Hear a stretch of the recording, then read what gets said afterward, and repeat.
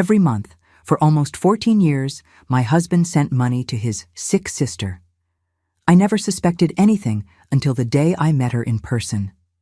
What I discovered that day changed my life forever. Good morning, dear viewers. My name is Teresa.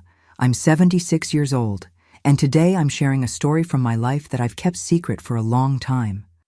Before I begin, if you're watching now, please give this video a thumbs up, subscribe to the channel, and let me know in the comments where you're watching from.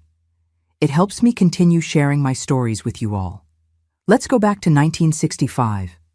I was only 16 when I met Arnold.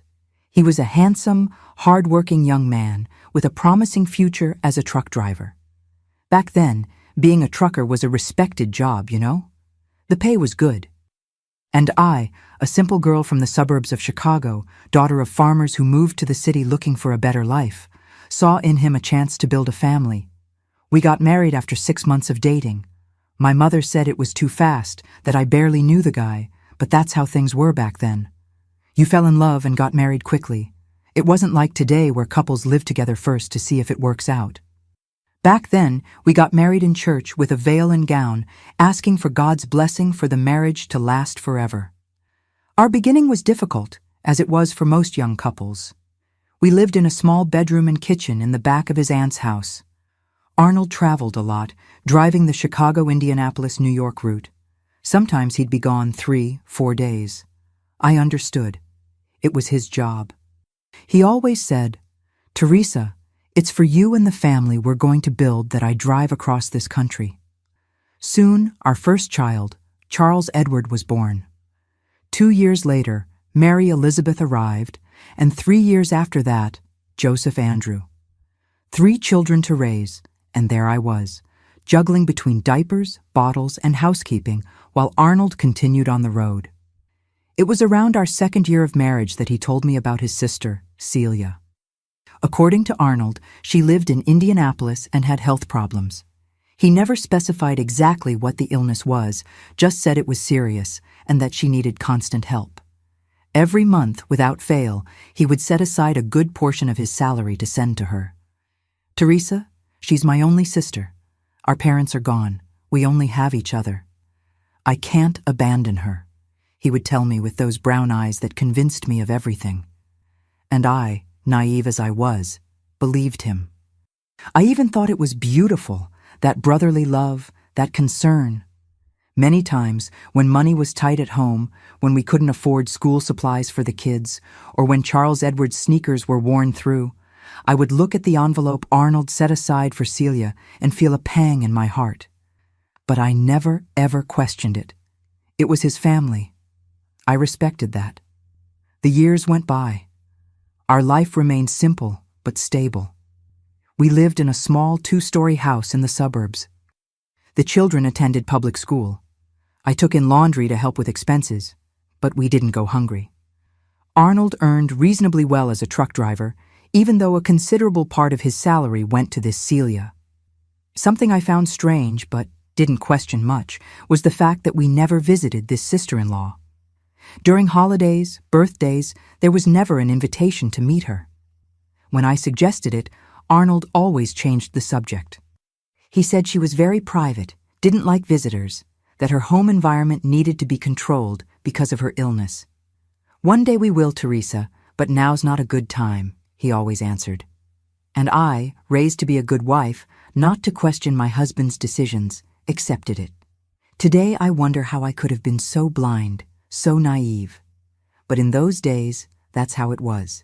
Women accepted, stayed quiet, trusted. The routine was always the same. Arnold would leave for his trips, come home for a few days, and leave again. When he said he was going to New York, the trips lasted longer, usually a whole week. "It's farther away, Teresa, and the New York loads always pay more," he explained. And it made sense to me. It was in 1978, when we had been married for 13 years, that things began to change.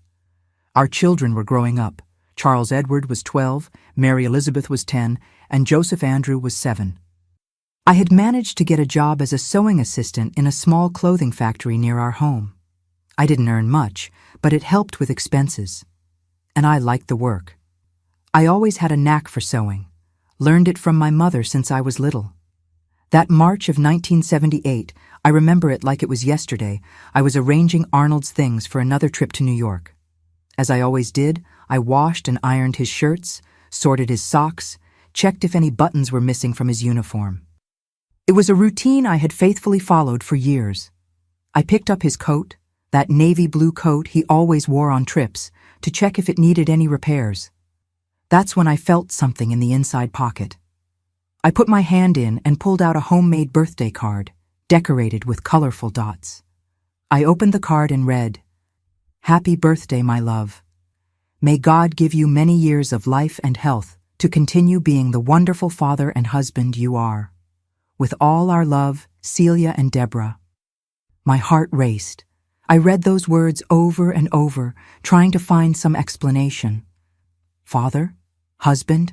Who was Deborah? Why was his supposedly sick sister calling him my love and husband? Arnold's birthday had been in February, a month earlier. I had made a simple cake, bought a small gift, a new wallet since his was very worn. He barely ate the cake, said he was tired from the trip, and thanked me for the gift without much enthusiasm. Now I understood why that cold reaction. He had probably already celebrated with them, whoever they were. I put the card in my apron pocket with trembling hands. I didn't confront Arnold at that moment. Something inside me said I needed more proof, needed to better understand what was happening before making any accusations. Arnold left for another trip to New York the next day, not suspecting that I had found the card.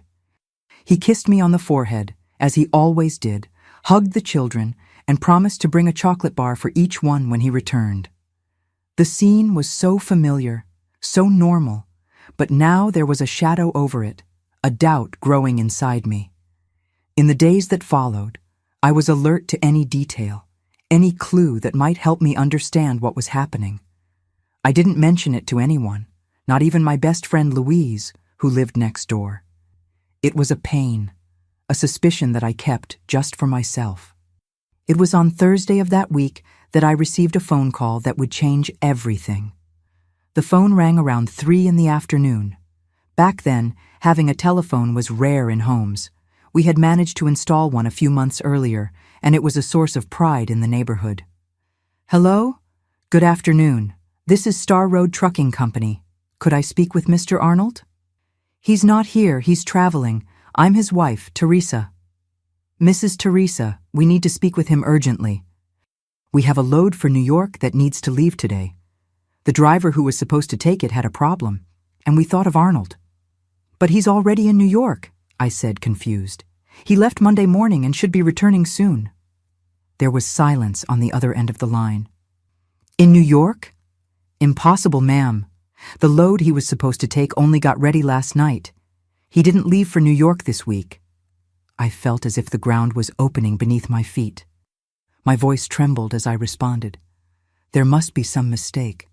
My husband left for New York on Monday. He's worked for you for over 15 years. "Ma'am, we know. That's precisely why we're calling him. But he didn't pick up any load for New York this week. Perhaps you're confused." I hung up the phone with a trembling hand. No, I wasn't confused. Arnold told me clearly he was going to New York. He kissed me on the forehead, hugged the children, and left with his travel bag. Where had he gone? The doubt grew inside me like a tumor. That same week, while looking for the children's documents for school re-enrollment, I opened the drawer where Arnold kept his papers. At the bottom of the drawer, hidden under various documents, I found a checkbook from a different bank than ours and an envelope with Celia's name and an address in Indianapolis. I wrote the address on a piece of paper and kept it behind the photo in our wedding portrait. The irony didn't escape me, hiding the evidence of my husband's possible betrayal alongside the memory of the day we vowed fidelity to each other before God. The days that followed were filled with anguish. I needed to know the truth, but I was afraid of what I might discover. What if Arnold had another family? What if that Deborah mentioned in the card was his daughter? How would I face this reality with 3 children to raise and very little professional experience? But I've always been a woman of courage, even when I seemed fragile on the outside. I decided I would go to Indianapolis, to that address, to discover who Celia really was and what she meant in my husband's life. I waited until Arnold's next trip to New York, which happened 2 weeks later. On Friday, as soon as he left, I took the children to my friend Louise's house. I need to take care of some business in Indianapolis, I told her, without going into details. I'll be back tomorrow night. Could you watch the children? Louise, always helpful, accepted without asking too many questions. She must have noticed something strange in my behavior over the past few days, but respected my silence. I took my savings, money I kept hidden in the hot chocolate tin at the back of the kitchen cabinet. It wasn't much, but it would cover the round-trip bus fare to Indianapolis and leave some for emergencies. I put the birthday card in my purse. It was the only concrete proof I had. I wore my best dress, a light blue one with small flowers that I had sewn myself. I combed my hair neatly and applied subtle lipstick. I wanted to look presentable to face whatever I might find at that address in Indianapolis. I caught the bus at the station early in the morning. The trip to Indianapolis took about 3 hours, but to me, it seemed like an eternity. My heart was beating so hard that I felt the other passengers could hear it. What would I find? Was I about to discover that my entire married life had been a lie? Or would there be a reasonable explanation for all this, and I would return home relieved, laughing at my fertile imagination? When I got off the bus in Indianapolis, I took another city bus that would take me to the neighborhood indicated in the address. It was a nice neighborhood, clearly more affluent than mine. The houses were larger, the gardens well kept, the streets cleaner. I finally reached the address. It was a corner house painted in light yellow with a beautiful garden in front and a small shop in the garage. A discreet sign announced, "Celia's Atelier, Custom Clothing." I took a deep breath and opened the gate. The sound of the doorbell made my heart jump. I was about to discover the truth that would change my life forever. I entered the small atelier, trying to control the trembling of my hands. The shop was beautiful, well organized, with various clothing items displayed on racks and mannequins. Colorful fabrics were arranged on shelves, much more luxurious than the scraps I sewed with at home. It was a welcoming, feminine environment that, under different circumstances, I would have admired. But at that moment, each detail only increased my anguish. A young girl appeared from the back of the shop. She must have been about 14, with long brown hair tied in a braid, and eyes. My God, those eyes were identical to my Charles Edwards, identical to Arnold's. "Good morning, ma'am. Can I help you?" she asked with a friendly smile. I stood paralyzed for a few seconds, observing every detail of that young face. The shape of her nose, the slightly square chin, even the way she smiled, with her head slightly tilted to the side. Everything reminded me of Arnold. "I'm looking for Celia," I managed to say, my voice barely coming out. "My mom went out to buy materials, but my dad is home. Would you like to speak with him?" My dad. Those two simple words confirmed what my heart already knew. Deborah. She was the girl from the birthday card, my husband's daughter with another woman. "Yes, please," I replied automatically, though I wasn't prepared for what would follow. "Dad, there's a customer here looking for you," she shouted toward the back of the house. The seconds that followed seemed like an eternity. I heard footsteps approaching, and then there, standing in the doorway that separated the shop from the residence, was Arnold, my husband, the man who at that very moment should have been driving a truck to New York. Our eyes met, and I saw his face lose all color. His eyes widened in pure terror. For an instant, it seemed as if he had seen a ghost. And perhaps, in a way, that's exactly what it was. The ghost of the life he had built with lies, finally coming to collect its debts. "Teresa," he murmured, so softly I almost didn't hear. The girl looked confused from one to the other. "You know each other?" Before either of us could answer, a woman entered through the front door carrying bags. She was a pretty woman about my age, well-groomed hair, red lipstick, wearing an elegant dress that certainly cost more than all my clothes put together. "I'm back, honey. I found that fabric Mrs. Wilson wanted for the wedding dress." She stopped when she saw me. I'm sorry. I didn't know we had a customer. Celia, Arnold said, his voice choked. This is Teresa. She looked at me without understanding at first. Then slowly, her face changed. First confusion, then surprise, and finally the same expression of horror I had seen on Arnold's face. Teresa, you're... She didn't complete the sentence, but she didn't need to. She knew who I was. I took the card from my purse with trembling hands and held it up. I found this in his coat. Celia dropped the bags on the floor. Deborah looked at all of us, confused, trying to understand what was happening. Mom, Dad, who is she? Deborah, sweetie, go to your room, Celia asked, but the girl didn't move. No, she has the right to know, I said, surprised by the firmness in my own voice. After all, she's also a victim in this story. I turned to the young girl, whose eyes were now filled with fear and confusion. My name is Teresa. I've been married to your father for 13 years. We have 3 children together.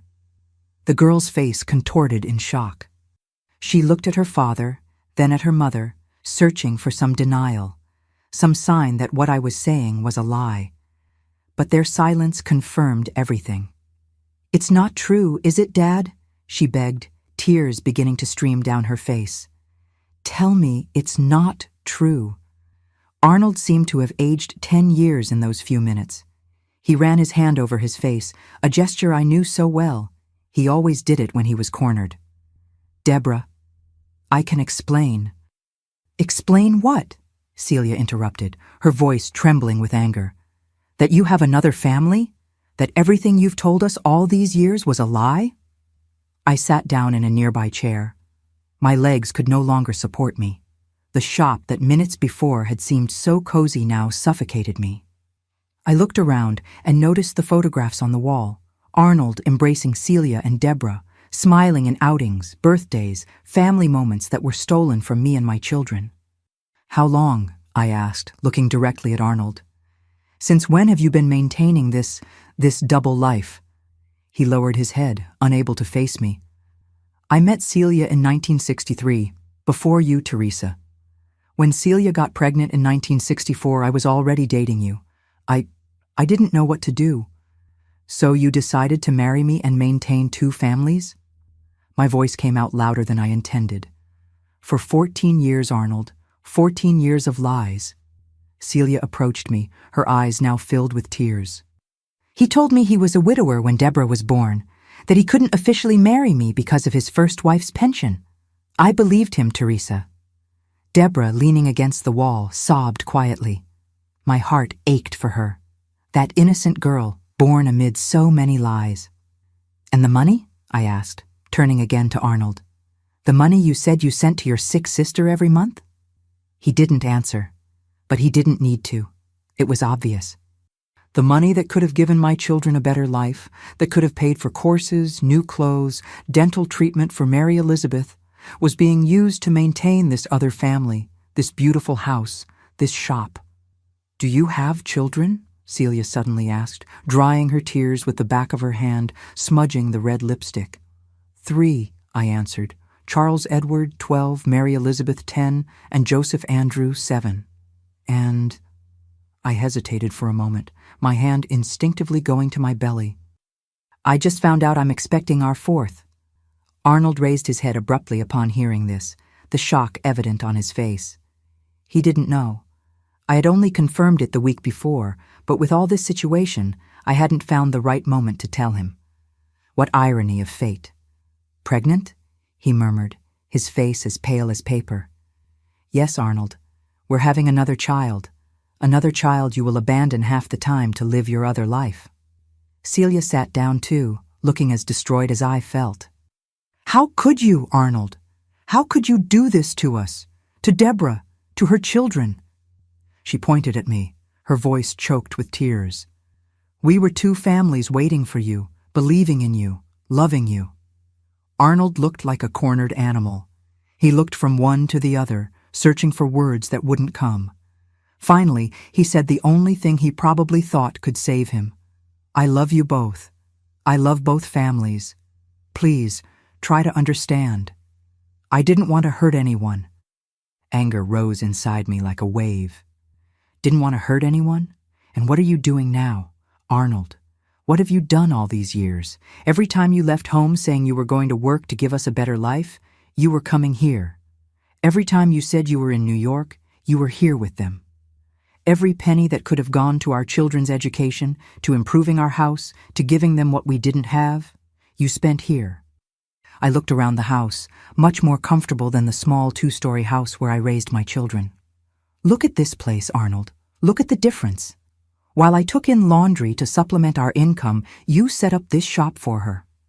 Celia seemed to realize something for the first time. You said you took in laundry. Arnold told me you were a teacher, that you had a good salary, that you didn't need financial help. I laughed bitterly. Teacher? I barely finished elementary school, Celia. I work as a sewing assistant in a clothing factory and do laundry in my spare time. We live in a small 2-story house in the suburbs of Chicago. Our children have never had an expensive toy, never taken a vacation. Turning to Arnold, I continued, That's why you always resisted when I suggested we save for the children's education. That's why you always changed the subject when I talked about renovating the house. The money already had a set destination, didn't it? Deborah, who had been quiet for a while, suddenly spoke, her voice broken by sobs. I have siblings? I have siblings and never knew it. The question, so innocent and at the same time so filled with pain, broke something inside me. I approached her slowly, like someone approaching a frightened animal. Yes, Deborah, you have 3 siblings. Charles Edward looks a lot like you, has the same eyes. Mary Elizabeth is quiet like you seem to be. And Joseph Andrew is a handful, but he has a huge heart. They don't know about you, just as you didn't know about them. Tears flowed freely down the girl's face. And now? What happens now? It was the question that had been echoing in my mind since the moment I found the card. What would happen now? How would I continue my life knowing that everything I believed was a lie? Arnold, perhaps sensing he was losing control of the situation, tried to approach me. Teresa, let's talk. Let's resolve this. We don't need to make hasty decisions. I stepped back. Don't touch me. I don't want to hear any more lies. Celia, who had been silent, suddenly stood up. You slept at my house last night. You said you'd stay here until Sunday, that you'd only return to Chicago on Monday, that you'd take Deborah to the movies tomorrow. She turned to me, a new understanding in her eyes. When he was with you, he said he was traveling to New York, right? And when he was with me, he told you he was working. I nodded, feeling a strange connection with this woman who until minutes ago was just a name, a supposedly sick sister. He told you I was his sister? She asked incredulously. Yes, his sick sister who needed constant financial help. That's how he justified the money he sent every month. Celia shook her head, laughing without humor. And he told me he had a nephew with problems, son of a brother who lived upstate, that he was helping financially with the treatments. We looked at each other. 2 women deceived by the same man. 2 lives built on lies. At that moment, I felt closer to Celia than to the man with whom I had shared my bed for 13 years. Arnold began to speak again, trying to explain, trying to justify the unjustifiable, but his words were hollow, empty of meaning. He spoke of love, of not wanting to hurt anyone, of how things had gotten out of his control. As he spoke, a decision formed inside me. I didn't know how my life would be from now on, how I would raise 4 children alone, how I would face society as a separated woman in the 70s. But I knew with absolute certainty that I could not remain married to a man who had lived on lies for so long. Arnold, I interrupted his flow of excuses. I don't want to hear any more. I'm going to catch the bus back to Chicago now. When you return home, I want you to get your things and leave. I don't want you near me or my children. Teresa, please, let's talk. There's nothing to talk about. You destroyed our family. You lied to me, to our children, to them. I pointed to Celia and Deborah. There's no going back. I turned to leave, but looked one last time at Celia and Deborah before I did. I'm sorry you went through this. You don't deserve it. I left the shop onto the sunny Indianapolis street, feeling strangely light, despite the pain tearing at my chest. The truth, as painful as it was liberating. On the bus back to Chicago, as tears silently rolled down my face, I began to plan the next steps. How would I tell my children? How would I survive financially? How would I rebuild my life from the broken pieces Arnold left behind? I didn't know what the future held for me, but I knew that day in Indianapolis had been the end of one life and the beginning of another. A life without lies, without betrayals. A life that, although uncertain, would be authentically mine. Going home that day was one of the hardest things I've ever done in my life. While the bus traveled from Indianapolis to Chicago, I looked out the window without really seeing the landscape. My mind was a whirlwind of thoughts and emotions. How would I tell the children? What would I say to the neighbors? How would we survive financially? When I got home, it was already night. I picked up my children from Louise's house, who immediately noticed something was wrong. My swollen eyes and the desolate expression on my face must have given me away. "Did something happen, Teresa?" she asked softly, while the children played in the living room. "We'll talk later," was all I could say. I took the children home and tried to act normally, but Charles Edward, always so observant, noticed I wasn't well. "Mom, are you sick?" he asked, his eyes, so similar to Deborah's I now knew, full of concern. "No, son, just a little tired from the trip," I replied, forcing a smile. I put the children to bed early that night, telling a story I could barely focus on remembering. When I finally closed the door to their room, I collapsed on the living room sofa and cried like I had never cried before. I cried for myself, for my children, even for Celia and Deborah. All victims of Arnold's web of lies. On Sunday, Arnold was supposed to return from his trip to New York. I spent the whole day mentally rehearsing what I would say to him, how I would demand he leave the house. But he didn't come that Sunday or Monday. On Tuesday, when the children were already asking insistently about their father, I received a call from the trucking company. Arnold had quit. He gave no explanations, just left a letter resigning from his position and never showed up again. That's when I understood that he wouldn't return, wouldn't have the courage to face what he had done. He would abandon me and the children, just as he had probably abandoned Celia and Deborah. The days that followed were pure desperation. The money we had saved was little. It would barely cover a month of expenses. My salary as a sewing assistant wouldn't be enough to support the house and 4 children. 3 already born and 1 on the way. It was at this moment that sewing, the skill I learned from my mother since I was little, became my lifeline. I began to accept small repair and alteration jobs for the neighborhood. I put ads in local markets. I offered my services at the school gate when picking up the children. At first, it was so little that it barely made a difference in the budget, but gradually, the clientele grew. People began to seek me out not just for repairs, but to make new clothes, curtains, tablecloths. My work was neat, and my prices were fair. Soon, the living room of our small house was transformed into an improvised atelier, with fabric scraps, threads, and an old sewing machine I had bought secondhand. Meanwhile, my belly grew, as did the curiosity of the neighborhood. In the 70s, a woman alone, pregnant, raising 3 children, was the target of many comments and looks of disapproval.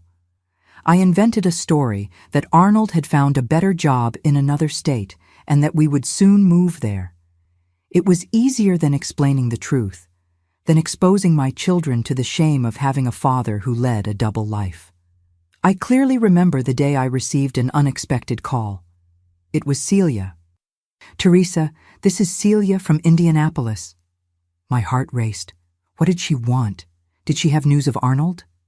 "Has Arnold returned there?" she asked, her voice tense. "No," I replied. "He hasn't come back. He quit the trucking company and disappeared." There was silence on the other end of the line, then a sigh. "Here, too. disappeared without a trace, left only a letter asking for forgiveness, saying he didn't deserve either of us. I can't explain what I felt at that moment. Anger, of course, for him abandoning the children, but also a strange relief at not having to face him, not having to hear more of his lies. "How are you?" Celia asked, surprising me with the genuine concern in her voice. "Surviving," I replied honestly. "And you and Deborah?" "Surviving too. The shop is supporting us at least." Another silence, then she continued. "Teresa, if you find out where he is, let me know, not for me, but for Deborah. She needs answers." "Of course," I promised. "And if you learn anything, let me know too. My children also deserve to know." We hung up with a strange sense of camaraderie. We were two women abandoned by the same man, two mothers trying to protect their children from the pain of rejection. In August 1978, my youngest daughter, Beatrice, was born. The delivery was difficult, complicated by the stress and worries of the last few months. But when I held that little one in my arms, a new feeling of determination was born in me. I would raise those 4 children alone, with dignity, and would do everything so they would never lack the essentials.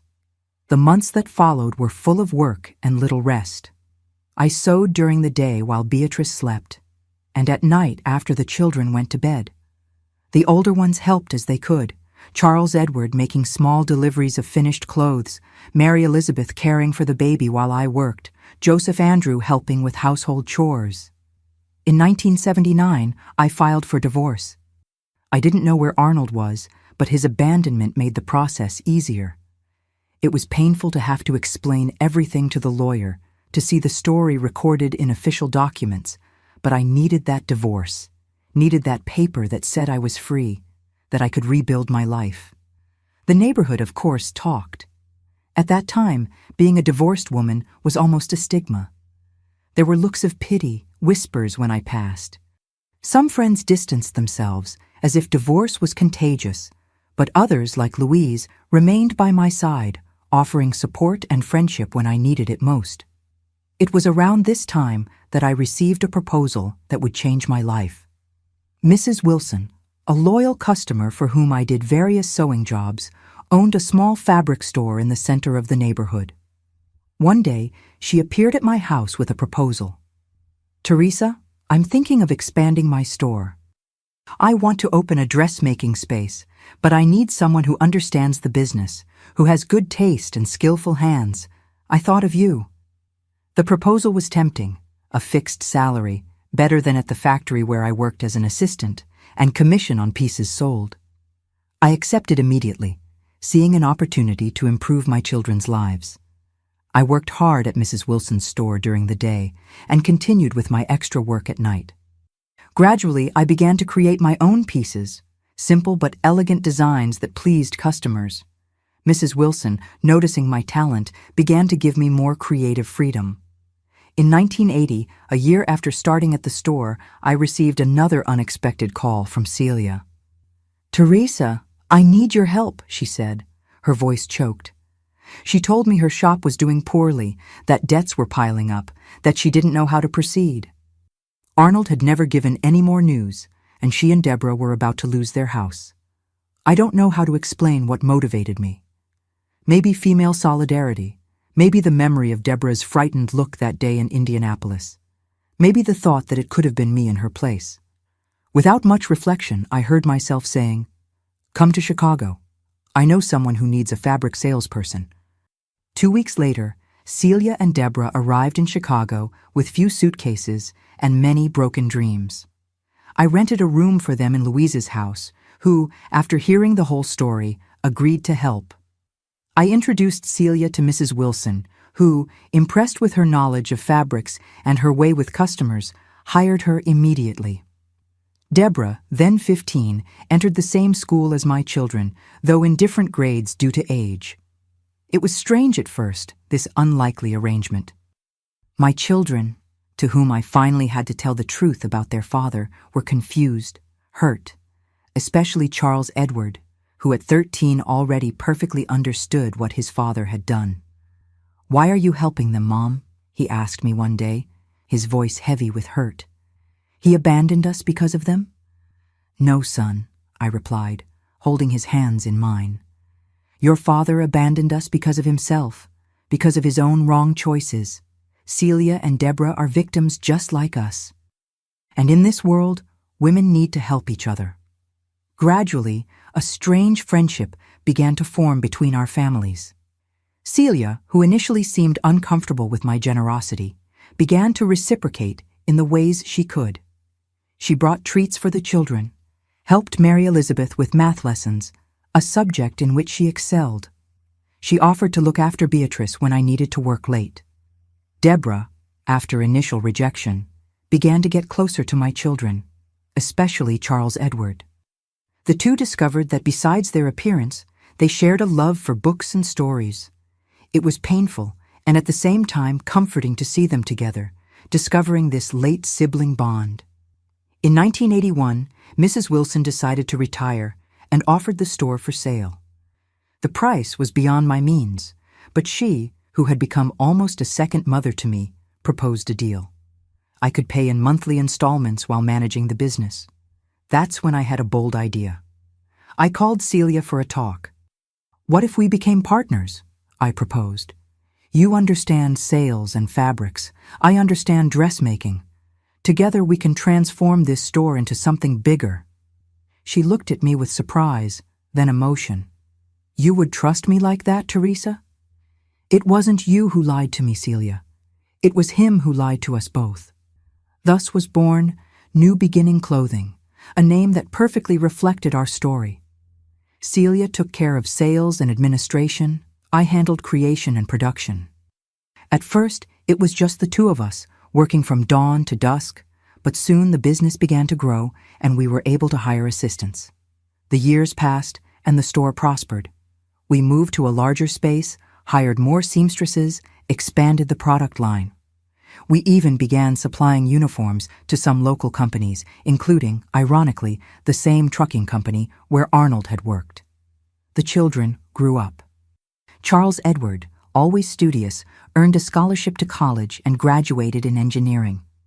Mary Elizabeth followed in my footsteps and became interested in fashion, becoming a talented designer who brought new ideas to the business. Joseph Andrew, with his communicative way, naturally took over the sales area when Celia began to reduce her pace due to age. And Beatrice, my youngest, born amid so much turbulence, grew to be a strong and determined young woman, studying law and defending causes for women like her mother. Deborah, Celia's daughter, graduated in business administration and brought a new level of professionalism to the business. It was she who suggested expanding into other areas, who organized our financial system, who guided us through complicated tax and labor laws. Life wasn't easy, but it was honest and dignified. We never heard from Arnold again. Years later, news came that he had died in a highway accident somewhere in the South. I felt a strange mixture of emotions: sadness for the father of my children, anger at the man who abandoned us, and finally, a kind of peace at having closure. When I look back at that frightened young woman who discovered her husband's betrayal in 1978, I barely recognize the woman I became. The path was hard, full of obstacles, but each challenge strengthened me. Each difficulty taught me something new. The birthday card I found in Arnold's coat pocket could have destroyed my life, but it ended up being the beginning of a journey of self-discovery and overcoming. The pain of betrayal transformed into strength to rebuild not just my life, but the lives of everyone around me. And the most surprising of all, the woman I most feared, the one who represented Arnold's betrayal, became my ally, my partner, my friend. Celia and I, two women deceived by the same man, found in each other the strength to move forward, proving that sometimes the greatest blessings come disguised as tragedies. The 80s brought many changes to America and to my life. While the country was experiencing the Reagan era and dreaming of prosperity, I was building my own path of liberation. Our store, New Beginning Clothing, grew each year, becoming a reference in the neighborhood.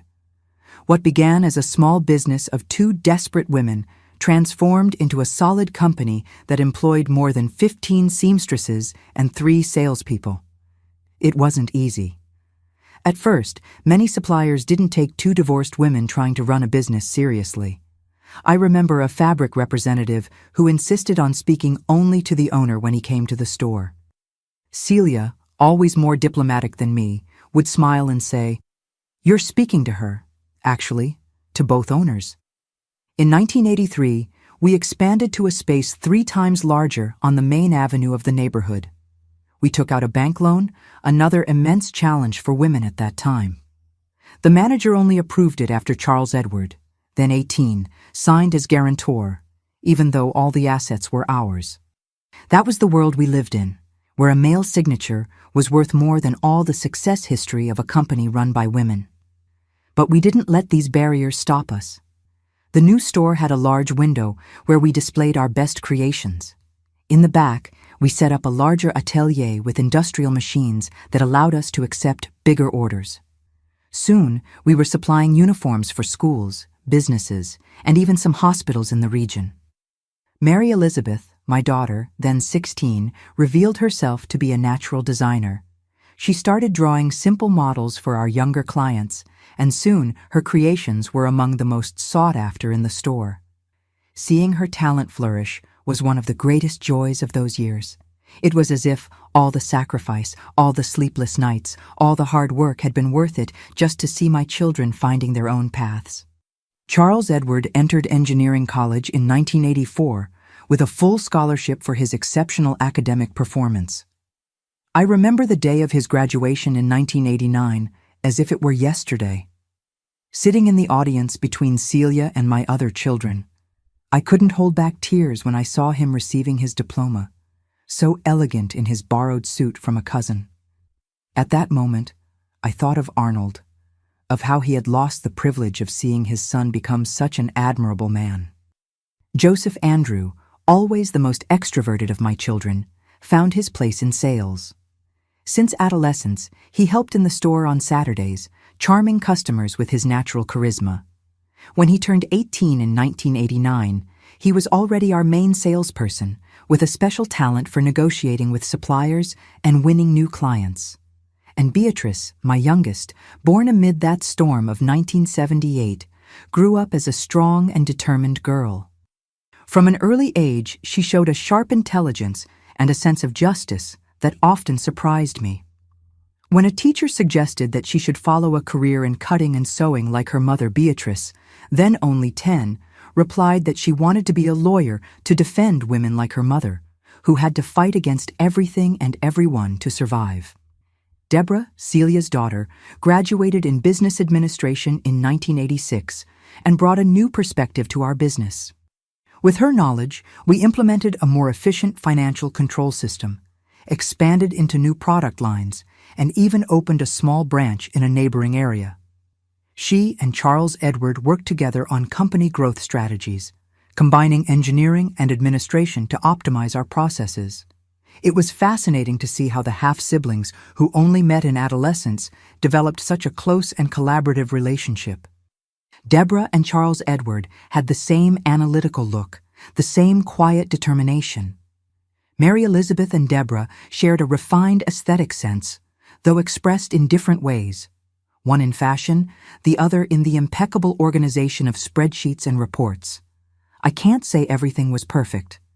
There were difficult moments, heated discussions, contested decisions, as in any family. And yes, we had become an unconventional family, united by bonds stronger than blood. There was the economic recession of the early 80s, the various economic plans that turned our planning upside down, the galloping inflation that made it almost impossible to price our products. In 1986, during an economic downturn, we almost lost everything. Frozen prices combined with scarcity of raw materials put us in an impossible position. I remember sleepless nights, sitting at the kitchen table with Celia and Deborah, trying to find a way out of the economic maze the country had gotten into. It was Charles Edward who suggested we diversify into repair and adjustment services that could be priced by hours of work and not just by the value of the final product. Joseph Andrew found a cotton producers cooperative in rural areas that accepted terms that allowed us to survive in the frozen market. And Mary Elizabeth created a line of accessories made with scraps that would have been discarded, transforming potential waste into a new source of income. Once again, adversity strengthened us instead of defeating us. We emerged from the economic crisis stronger, more diversified, and more united as a family and as a company. In 1990, when the country entered another recession, we faced another crisis. We had saved for years to buy a larger property for the store, and suddenly a large part of that money was inaccessible. There were months of hardship, reorganization, even more intense work. It was during this time that Celia began to show the first signs of fatigue. Older than me by a few years, she was already in her 50s, and the stress of previous years had taken its toll.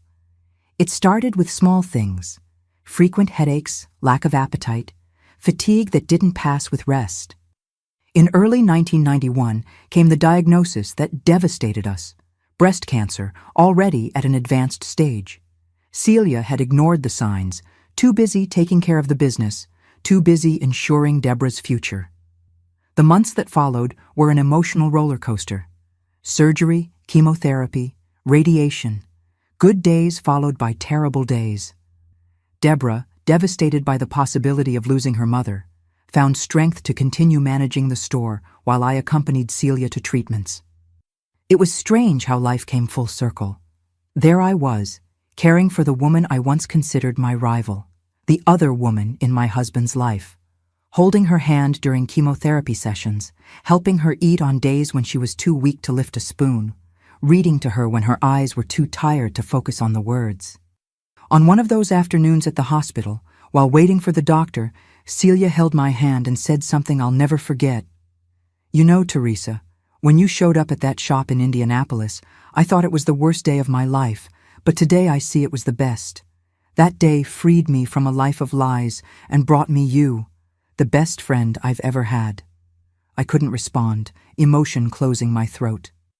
I just squeezed her hand tightly, and she felt it, knowing that she understood everything I couldn't say.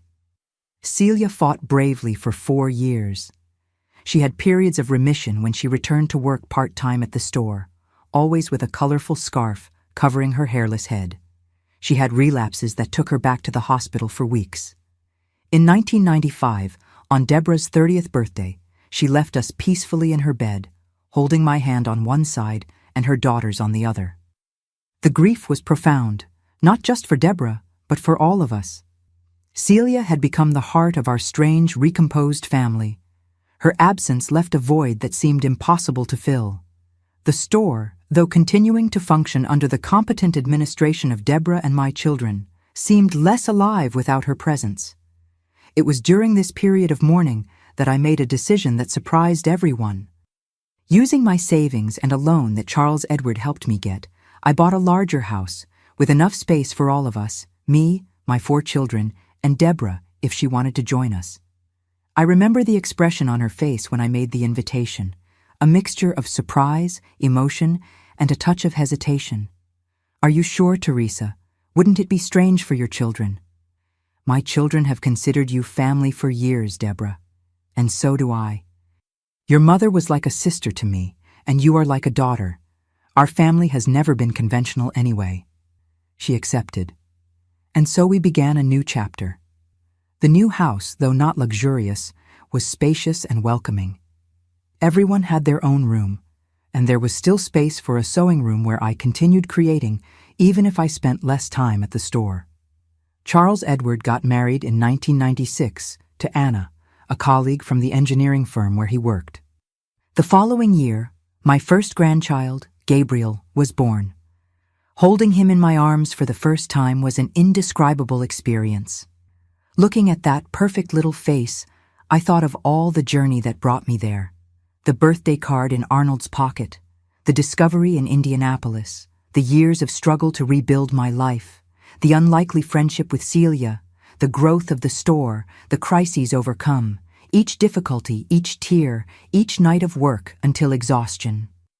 Everything had been worth it to reach that moment, to see my family growing, prosperous, united, in a way I never imagined possible.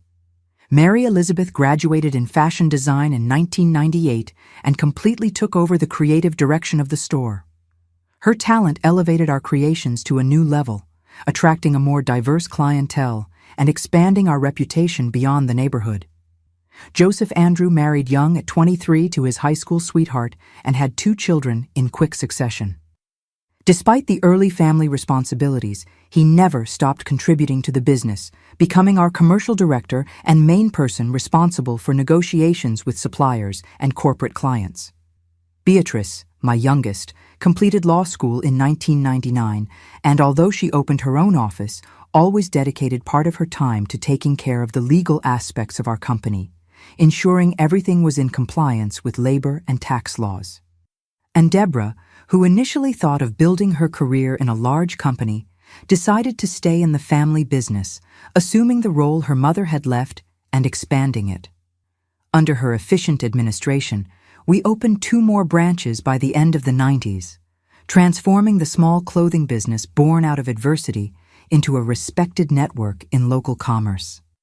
As the new millennium approached, I looked back and could hardly believe the transformation of my life, from the naive young woman who blindly believed in her husband to the respected businesswoman who had raised 4 children with dignity, from the betrayed and abandoned woman to the matriarch of an unconventional but extremely united family. The scars were still there, of course. There were moments when the memory of the betrayal still hurt, when Celia's absence still weighed, when the fatigue of years of struggle threatened to overcome me. But these scars had become marks of a battle won, silent witnesses of my ability to overcome, to reinvent myself, to transform pain into strength. As my mother used to say, God writes straight with crooked lines. What seemed to be the end of my world that Saturday in Indianapolis ended up being the beginning of a more authentic, fuller, and surprisingly happier life than I ever imagined possible. The new millennium arrived, bringing transformations to the world and profound reflections for me. At 76, looking back, I see a life I could never have imagined when I was that frightened young woman of 1978, discovering her husband's betrayal. The year 2000 was special for our family. We celebrated 20 years of New Beginning Clothing with a celebration that gathered old and new employees, loyal customers, suppliers who had become friends, and of course, all our unconventional family. I remember being on the small improvised stage, looking at that room full of smiling faces and feeling a wave of gratitude so intense I could barely speak. Deborah was by my side, holding my hand as if she sensed my emotion. The daughter life gave me, not by blood, but by a destiny that transformed tragedy into blessing. At that moment, I felt Celia's presence, as if she were there, smiling with that warm smile she maintained even in the most difficult days of her illness. We started as 2 broken women, I finally managed to say, with children to raise and broken hearts. We had little beyond our hands, our determination, and a skill with needle and thread. Look at us now. Tears flowed freely down my face, but they weren't tears of sadness. They were of recognition for the path traveled, for lives transformed, for the legacy we were building. The business continued to prosper in the following years. In 2002, we expanded into the corporate uniform sector, a more stable market that protected us from economic fluctuations. In 2005, under Mary Elizabeth's leadership, we launched our first affordable party fashion collection, which became a huge success among women who wanted elegance without spending fortunes. But more than commercial success, what filled me with pride was seeing how each of my children, including Deborah in that count, had become an upright, compassionate, and determined adult. Charles Edward, my firstborn, became a respected engineer, working on projects that improved the lives of underprivileged communities. In 2003, he led an initiative to bring solar energy to a settlement on the outskirts of the city. When asked where his passion for social projects came from, he replied, "I learned from my mother that difficulties can be springboards, not obstacles." Mary Elizabeth transformed her fashion talent into a platform to empower other women. Besides her functions in the company, in 2006 she created a project that taught sewing to women in vulnerable situations, many of them victims of domestic violence. "My mother rebuilt her life with a needle and thread," she would tell her students. "You can too." Joseph Andrew, always the most communicative, became the public face of our business. It was he who negotiated our first major international partnership in 2008 with a European brand seeking ethical production in the United States. His natural charisma opened doors, but it was his integrity that kept those doors open. "I learned from my mother that your word is your most valuable asset," he used to say. Beatrice, my youngest, born amid the storm, became a lawyer dedicated to women's causes. In 2004, she opened a firm specializing in family law, helping women in situations similar to the one I faced decades earlier. "I grew up watching my mother fight against a system that wasn't prepared for a divorced woman with 4 children," she explained. "I want to ensure that other women have the legal support she didn't have." And Deborah, who grew up with the weight of being the daughter of the secret, transformed into a visionary businesswoman and dedicated philanthropist. In 2007, she established a foundation in her mother's name, Celia, which offered scholarships to children of single mothers.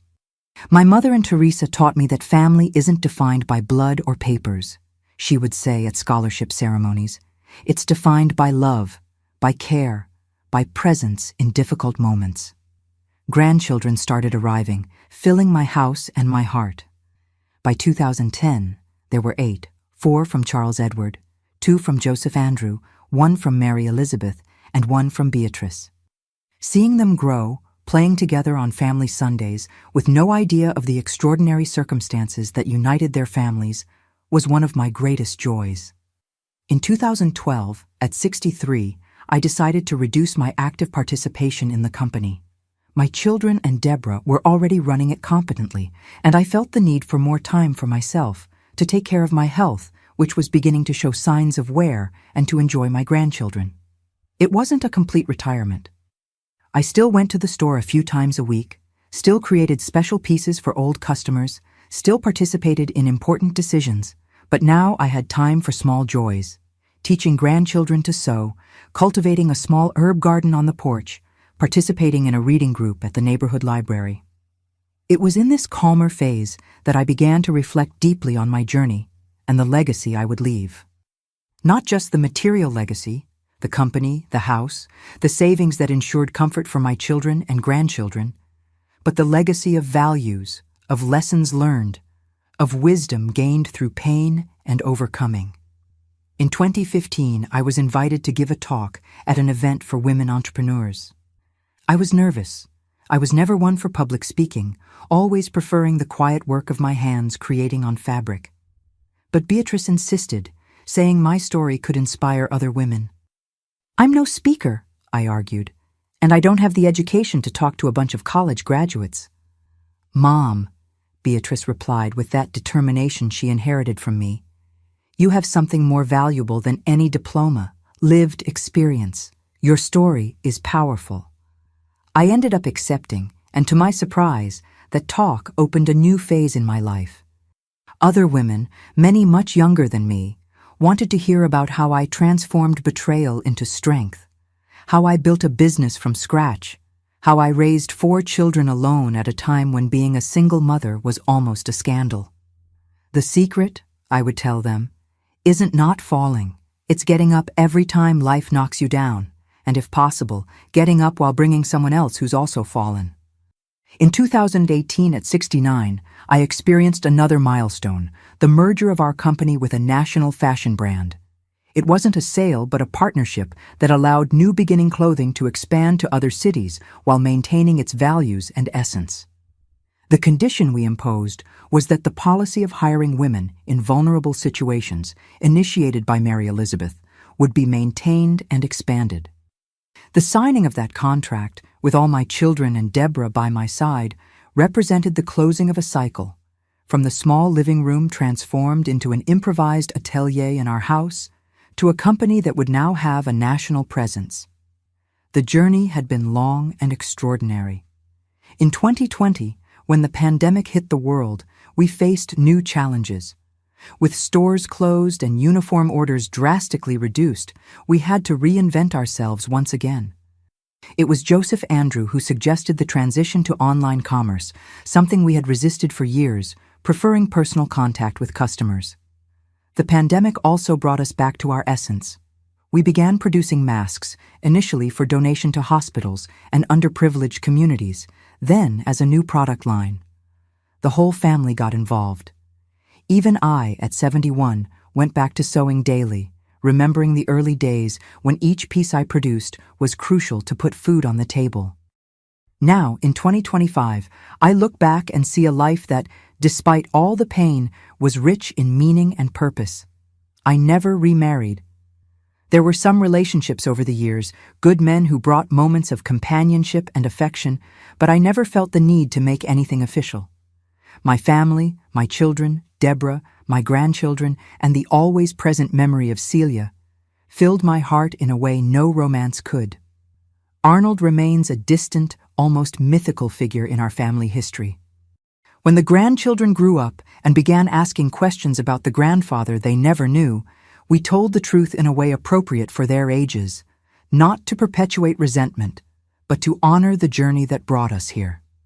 Your grandfather made mistakes that hurt many people, I would explain.